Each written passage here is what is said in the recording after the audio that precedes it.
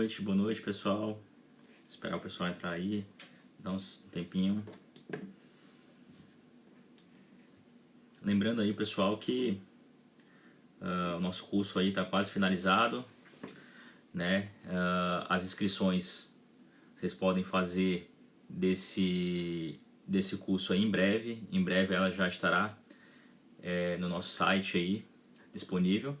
Mas para adiantar, você já pode fazer uma inscrição prévia, né? Existe um link na bio aí do Insta que você consegue acessar lá e fazer a inscrição já de maneira prévia até desse material, tá bom?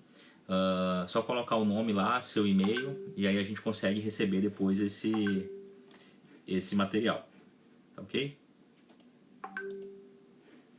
Deixa eu dar mute aqui.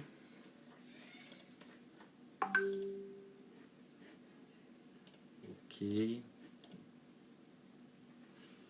Certo. Então, pessoal, além desse material que a gente está fazendo as lives, a gente vai ter ainda 2 aulas de apoio que a gente vai fazer em cada semana, tá bom? E a gente vai conseguir lançar aí depois, vocês vão ter acesso a eles também. Deixa eu começar aqui já falando que muitas pessoas se perguntam, afinal de contas, né? A perícia serve em que momento, né? Em que momento que eu vou fazer a perícia? Para que serve a perícia? Isso aí é o ponto mais importante da medicina legal, né? Às vezes é um pouco enfadonho até a gente falar de perícia, falar de lei, falar alguma coisa nesses temas, mas é o mais importante. É saber o que fazer, quando fazer, por que fazer, não é mesmo? E muitas pessoas esquecem disso, né? Esquecem desse material e esquecem a importância que é medicina legal, né? Alguns colegas utilizam a medicina legal como bico, né? Alguns colegas exercem a medicina em outra área. E aí tem um concurso público, tem uma carreira ali de polícia, vai lá, faz o concurso e exerce aquilo lá de maneira, às vezes, como chamar de bico, né? Felizmente, no nosso ML aqui de Porto Velho, um exemplo aqui de Porto Velho, não acontece em regra isso, né? Os colegas realmente estudam, fazem da carreira médica pericial uma excelente área, né? E a gente fica muito feliz e orgulhoso disso tudo. Mas a gente se pergunta, antes de tudo, o pessoal fala assim, mas você é perito, você faz igual as coisas do CSI? Não é bem assim, né? Mais ou menos, né, na verdade. Mais ou menos, não é CSI, né?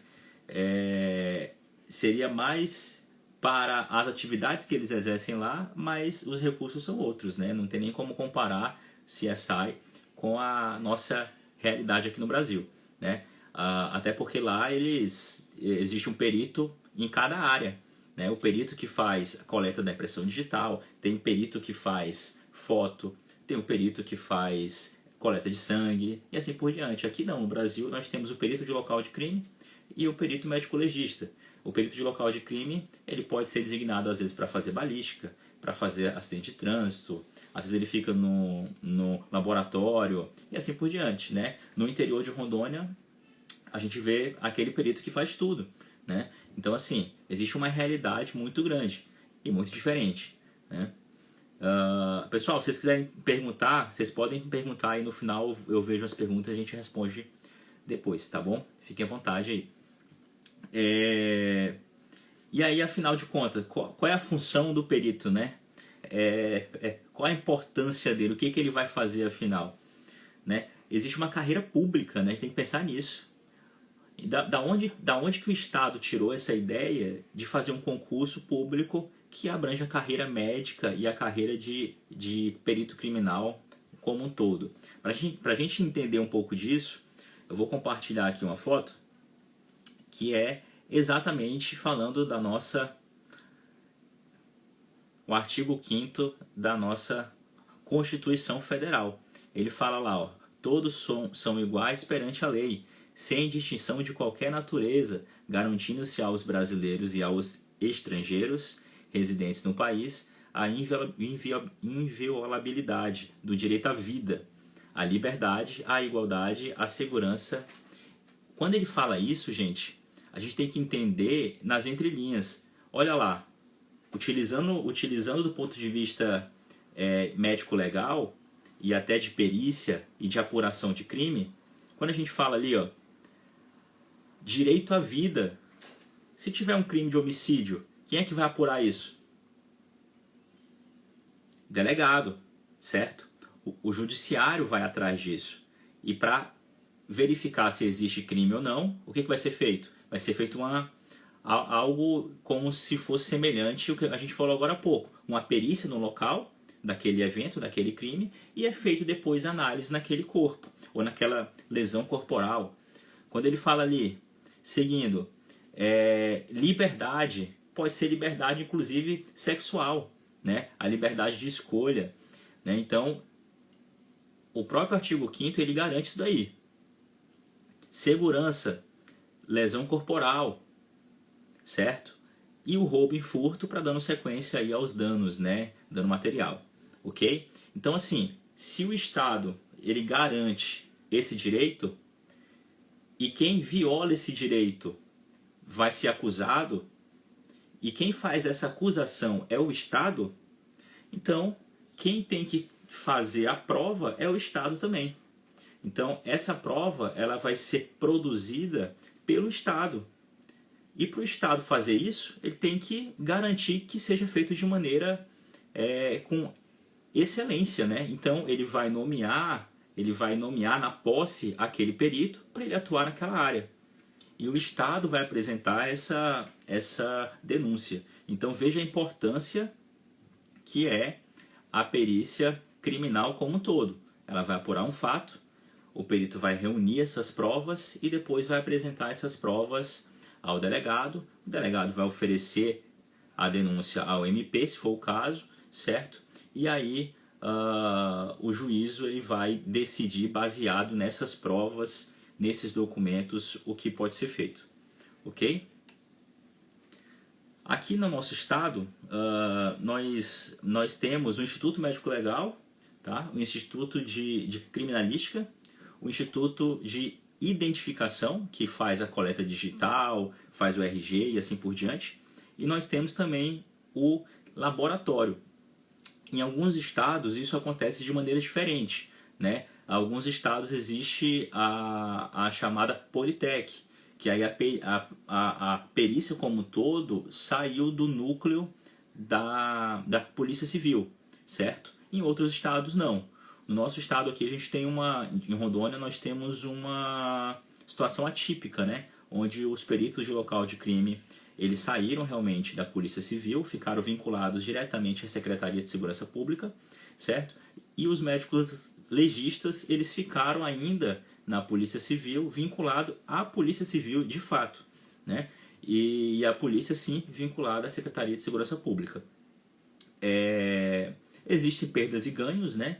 Sobre autonomia, sobre o que fazer com aquela verba que vem ao serviço, a compra de material e assim por diante. E a carreira, inclusive, como um todo, né? A vantagem de permanecer ainda na polícia, segundo a lei, né, é porque ela tem esse amparo legal. Então nós temos, de acordo com a lei, a Polícia Militar, a Polícia Civil, Polícia Federal, Polícia Rodoviária Federal e assim por diante. Não existe polícia científica, né? A polícia científica, existe esse projeto de lei que vai ser criado em breve, a gente espera que sim, essa polícia científica. Mas até lá não é regulamentada em lei. Então fica aquela situação meio obscura, sabe? Se realmente seria polícia ou não, né? A gente espera que na verdade tenha união, porque o objetivo da perícia é elucidar aquele crime, certo? E às vezes esses conflitos que ocorrem entre identificação, a perícia criminal de local, a polícia do ML e assim por diante, ele às vezes deixa esse entendimento mais frágil. Então a gente espera que isso ocorra em breve, certo? a união que eu falo no sentido desde que seja legal, né? Desde que realmente tenha esse amparo aí pela forma da lei, ok? Continuando, a gente viu o motivo de fazer a perícia, né? Mas o importante também é fazer o quê? É verificar quando que é feita essa perícia. Então estou compartilhando aí que é o artigo norteador da perícia médica, certo? Eu estou falando de perícia médica no âmbito sempre criminal. Existe outro tipo de perícia, tá, gente? A perícia civil, a perícia previdenciária e assim por diante. Eu estou falando sempre aqui da perícia criminal, tá bom? Então, lá no artigo 158, ele fala o seguinte, ó, quando a infração deixar vestígios, será indispensável o exame de corpo de delito, direto ou indireto, não podendo suprir a confusão do acusado. Quando a gente lê esse artigo, gente, a gente tem que pensar o seguinte, quando a infração deixar vestígios. Então, o delegado, quando ele sabe que aconteceu um evento que tem vestígios, ele precisa o quê? Já está aí no artigo 6º, ó. Logo que tiver conhecimento da prática da infração, a autoridade policial deverá o quê? Determinar, se for o caso, que se proceda o exame de corpo de delito. Então ele vai determinar que seja feito isso, né? Alguns casos são interessantes. Às vezes acontece de um evento ser muito tempo atrás, né? Então esse lapso aí é muito grande. O evento aconteceu há 5 meses e chega com a gente no ML, o delegado envia para a gente fazer aquela perícia. É lógico que o delegado sabe que não vai ter mais lesão ali, mas ele precisa às vezes inclusive reconhecer que não existe lesão. Ele precisa afastar a hipótese de hoje, 5 meses depois, não existir mais aquela lesão corporal. Então ele faz o quê? Ele lança a mão e nomeia, envia esse ofício ao perito, para o perito fazer o quê? Ele vai produzir essa prova. Mesmo que a prova indique que não existe mais lesão, ele precisa afastar uma hipótese, certo? Então, isso acontece com crimes de sexologia também, né? A vítima fala que sofreu algum estupro há 1 ano, há 5 anos, ou na infância, certo? E já passou um lapso muito grande, né? Então a gente precisa fazer o exame para afastar a hipótese. Não quer dizer que naquele exame a gente vai achar algum vestígio, certo? Mas sempre que esse vestígio for deixado no corpo, nós precisamos fazer sim essa perícia. E quando eu falo corpo, eu estou falando por quê? Porque é na atividade médica, certo?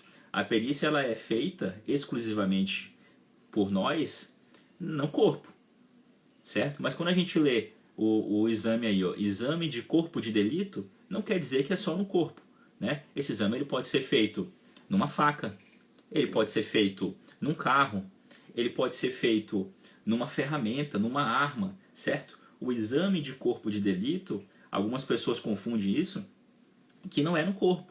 Não existe o corpo da pessoa em si, é o exame como um todo. Até em algum local de crime, né? O exame num local que foi deixado sangue. Então, tudo isso é exame de corpo de delito, certo? O que nós fazemos às vezes é exame de corpo de delito de lesão corporal, exame de corpo de delito de conjunção carnal, né? E assim por diante. Mas sempre é o corpo de delito, tá? E o que é o corpo de delito? O professor França, ele tem uma definição, o professor Hércules, ele tem uma outra definição, né? Cada autor ele tem a sua definição diferente. Eu gosto muito da definição do professor Schoenlein, que ele fala o seguinte: são vestígios deixados pela prática da infração. É muito simples, é direto. São vestígios deixados pela prática da infração. Então é bem direto, gente, não tem muito para onde correr, né? Mas não quer dizer que os outros estão errados, certo? É simplesmente a definição do professor Schoenlein, tá bom?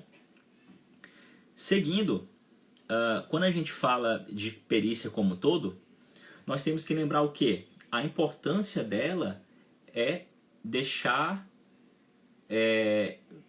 informar no laudo, na verdade, se existe lesão ou não, ou afastar aquela hipótese.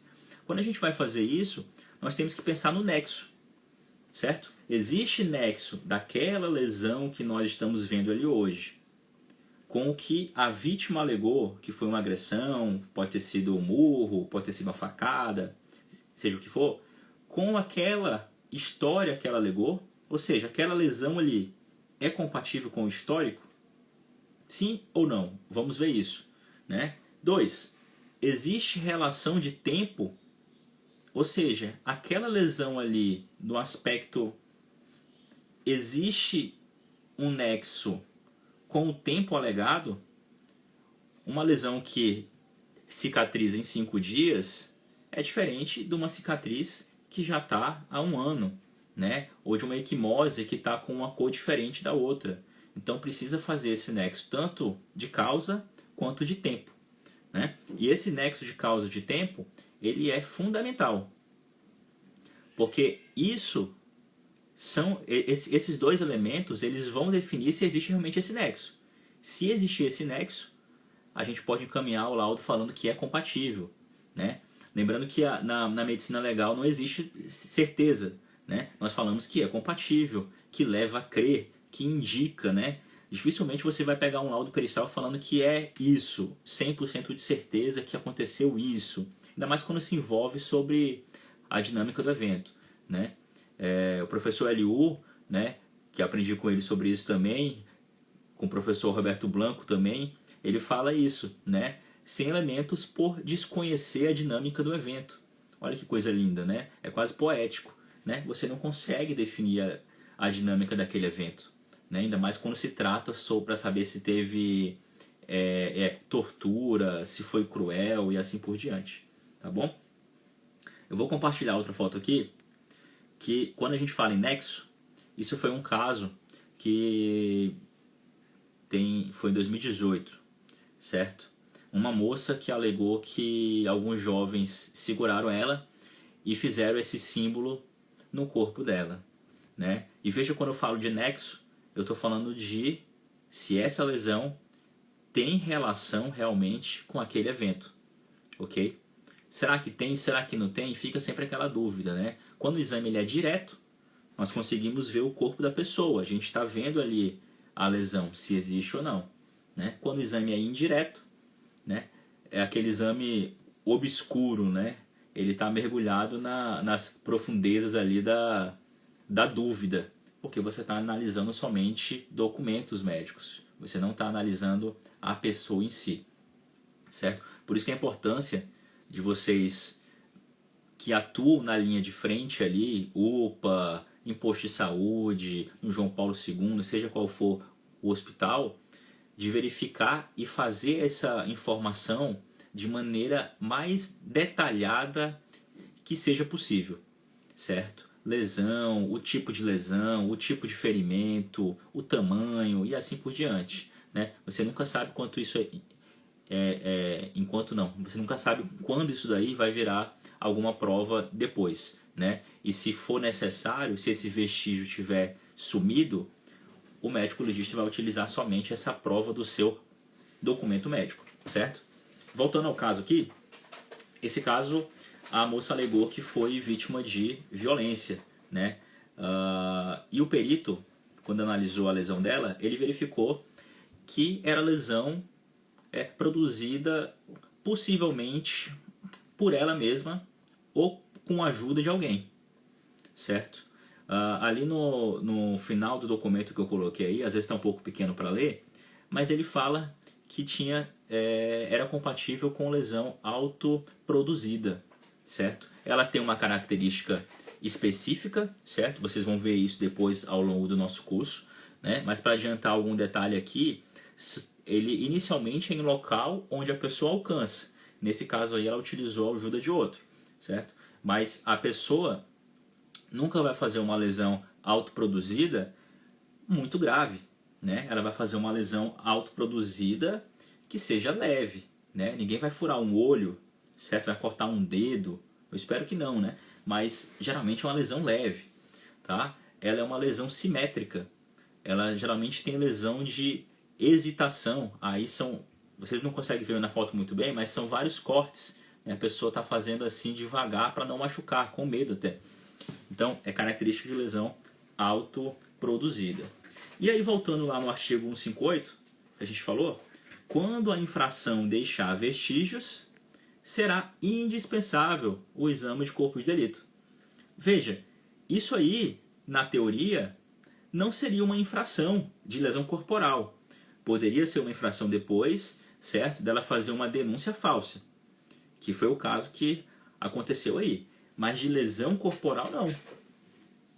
Teoricamente, não. Ela que fez a lesão. A lesão foi produzida por ela mesma.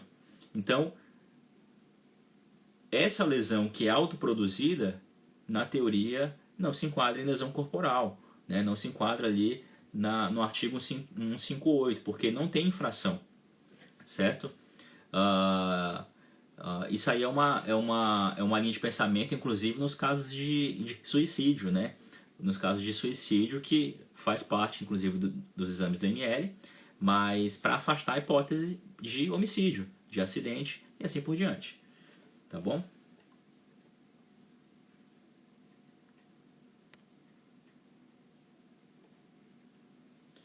Dúvidas até agora, gente? Como é que tá aí? Tranquilo? Beleza. Continuando aqui que a gente falou do exame indireto e direto,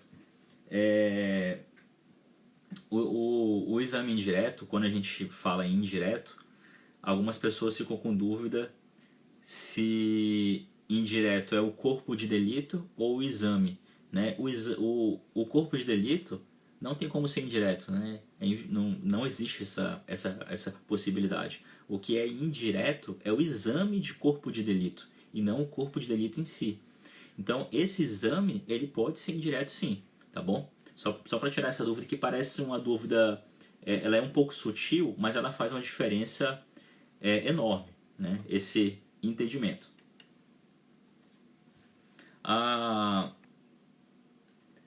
Deixa eu colocar uma outra foto aqui, que eu havia separado, que é o artigo 159.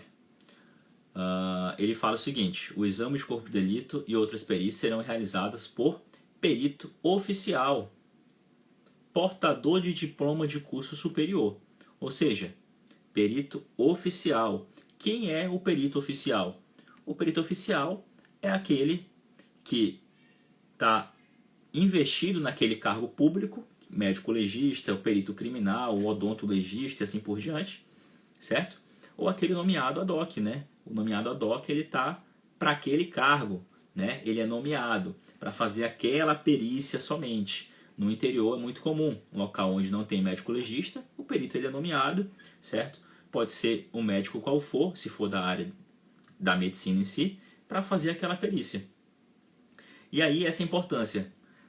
Não quer dizer que vocês, médicos do interior ou de outro local, nunca vão fazer alguma perícia. Vocês podem estar realmente numa cidade que não tenha IML, que não tenha um perito oficial, e você ser nomeado para fazer esse tipo de perícia, tá bom?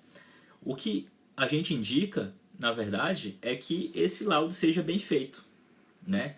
Um exemplo que a gente dá é daquela pessoa que viu um crime, né? A pessoa está no meio do nada, viu um crime acontecer. Se for uma pessoa míope, com óculos de 7 graus, no escuro, ela não vai conseguir ajudar muito, né? Ela vai falar sobre o crime que ela viu, mas o relato dela não vai ser tão fiel, porque ela não é uma pessoa que conseguiu realmente demonstrar o que viu ou o que não viu, certo? Já uma pessoa durante o dia que enxerga bem, que verifica aquele crime, ela vai ser uma pessoa que vai dar mais elementos sobre aquele fato. E é mais ou menos isso que acontece num laudo pericial, né? Se você vai fazer o exame pericial e você não sabe nem o que vai atrás, nem o porquê que você está atrás daquilo, certo? Nem o motivo de você fazer aquele tipo de perícia, você não vai saber fazer um laudo pericial completo. Ok? Então, é importante ter esse entendimento da parte legal também, das leis, e se atualizar nelas. Porque a lei muda. Em 2018 agora mudou o Código Penal, né? Ainda mais na parte de que concerne aí de violência sexual, dos crimes contra a liberdade sexual. Teve uma alteração. Então, aquele perito que não se atualiza, que está sempre naquela regra antiga, que está fazendo isso há muito tempo, ele pode comer bola. Né? E esse comer bola pode deixar de informar alguma coisa que seja importante para a autoridade policial. Então é importantíssimo se manter atualizado. Esse laudo pericial que ele vai fazer, que o perito vai fazer, ele tem que estar alinhado, certo? Ele tem que estar de uma maneira lúcida, certo? Ele tem que estar alinhado e informar para o delegado, para a autoridade policial, o máximo de elementos que ele puder sobre aquele evento, né? Certo? O professor Schoenlein, ele fala, utilizando o livro dele aqui, ele fala muito isso, saber o porquê ver, para que ver, né? Saber o que ver, fundamentar com essa lógica e relatar o que vê. Nós tínhamos uma máxima na medicina legal, até hoje é válida, né? Em latim, que é visum in repetum, ou seja, ver e repetir. Só que a medicina legal há muito tempo não é mais isso. Não é simplesmente ver e repetir. Ver e repetir qualquer pessoa faz. Qualquer pessoa vai lá, verifica o que tem no exame, repete e pronto. E não é só isso. Você tem que saber o que vê. Você tem que saber o motivo que você vai ter que apresentar isso ao delegado e fundamentar isso de maneira lógica, né? Não faz sentido você fazer o exame e não fundamentar. Certo? Deixa eu colocar aqui outra foto.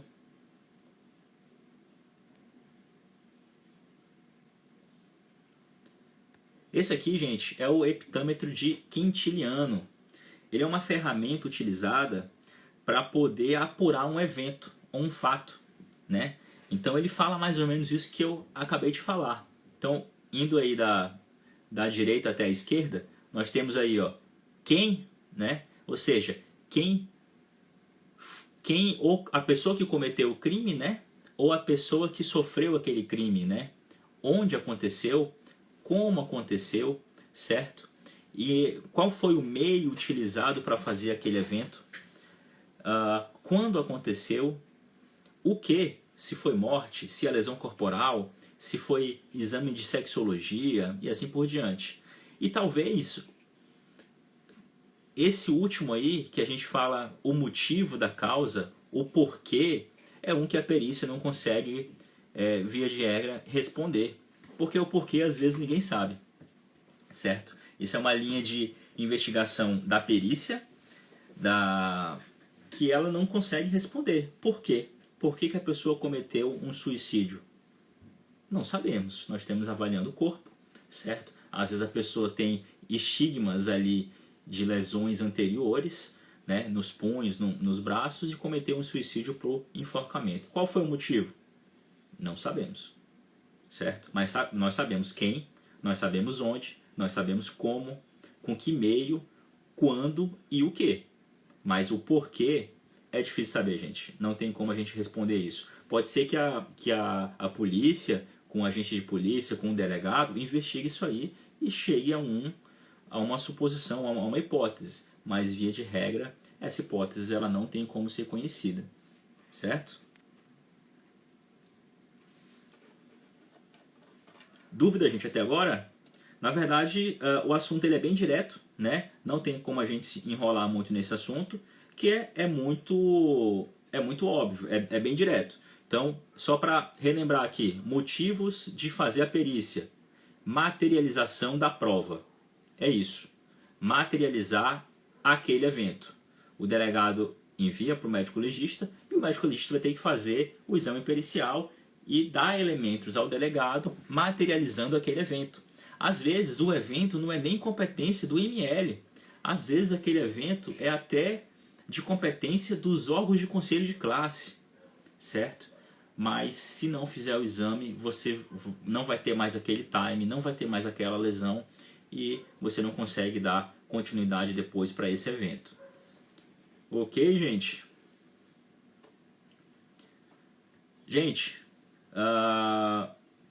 lembrando aí, ó, no bio, na bio aí do Instagram, existe um link para você fazer já a sua inscrição prévia, tá, do curso. Você pode colocar seu nome lá, seus dados. A gente vai enviar para esses alunos aí que fizerem isso já uma videoaula na semana que vem, tá? E vocês vão receber no e-mail. Vai ser uma jornada que a gente vai fazer aí com algumas aulas que vocês vão receber, tá bom?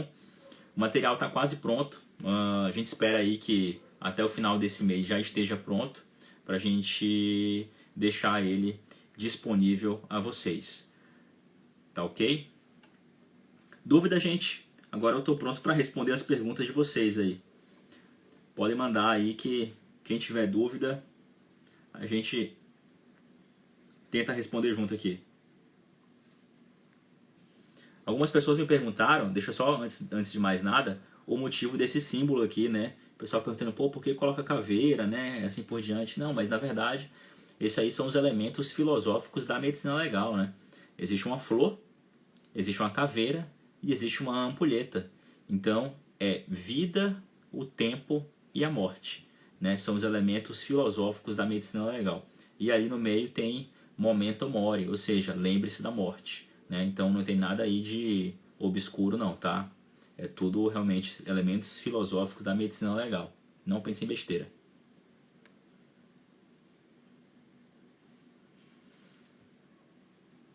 Dúvida, gente?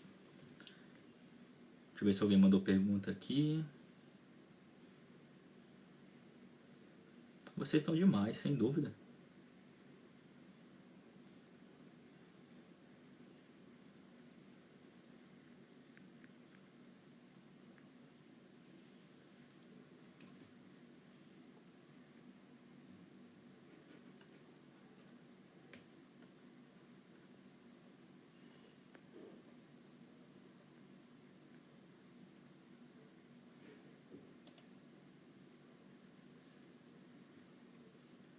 Vinícius está perguntando aí.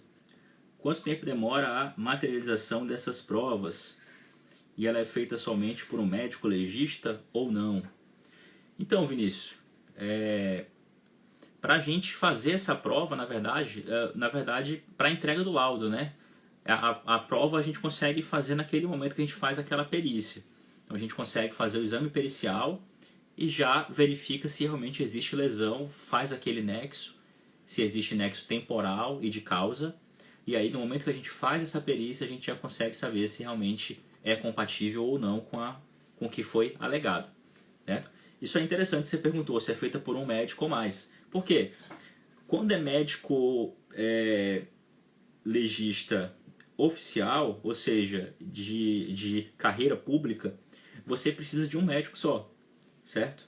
Agora, quando é médico ad hoc, o código fala que tem que ser 2 médicos, né? Mas agora você imagina aí no interior, às vezes você não consegue achar um médico que faça essa perícia e tem que nomear 2 para fazer aquela perícia juntos, né? Lembrando aí que essa perícia de ad hoc, ela não é isenta de você receber, né? Não existe mais trabalho escravo, né? Então você pode solicitar os honorários dela. Você pode solicitar do delegado do estado os honorários daquelas perícias que você fez. Você obrigatoriamente não tem que fazer no momento que você está no seu plantão também. Você pode agendar essa perícia, você pode marcar para o dia seguinte, pode marcar, não, tudo bem, eu faço hoje à tarde, vim aqui mais tarde, assim por diante. Tá? Não é obrigatório fazer naquele momento a perícia. Ok? Mais alguém, gente? Dúvidas?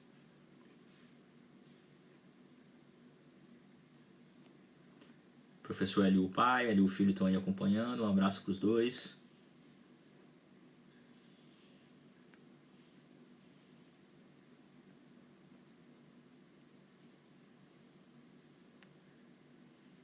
É isso, gente. Então, já que não tem mais dúvida, vou dar um abraço aqui a todo mundo. Lembrando aí do link na bio para você fazer a inscrição de maneira prévia, tá? E aí a gente fica disponível. Semana que vem, na quarta-feira, vai ter uma outra live. Vocês fiquem ligados já, tá bom? E no sábado que vem vai ter uma outra live também. Esse conteúdo ele vai ficar salvo, depois vocês assistem quando puder. Beleza? Um abraço a todos. Até mais, gente.